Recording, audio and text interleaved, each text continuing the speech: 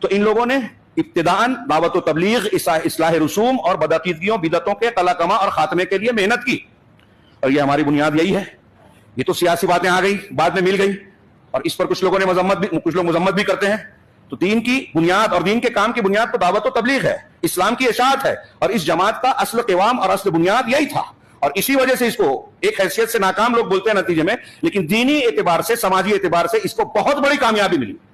اس کا اثر ہے کہ آج ہم اور آپ مسلمان ہیں، قرآن حدیث کا نام لے رہے ہیں. اس کا اثر ہے سید سلیمان ندوی، مولانا علی میاں ندوی، یہ غیر اہل حدیث ہیں، مولانا ابوالکلام آزاد، ان کی تحریریں پڑھیے کہ اس تحریک کا اثر کیا ہوا. مسلمانوں میں اصلاح ہوئی، شرک کے خاتمہ ہوا، بیواؤں کی شادی اور بہت سارے ہندوانہ رسوم کے ساتھ تعلق سے جو مسلمانوں میں رائج تھا اس کا خاتمہ ہوا، اور مدارس و مساجد میں قرآن و حدیث پڑھائے جانے لگے. سید سلیمان کہتے ہیں کہ اس تحریک اہل حدیث کا نتیجہ یہ نکلا کہ مدارس میں قال اللہ اور قال رسول کی صدائیں گونجنے لگی جو خاموش ہو چکی تھیں.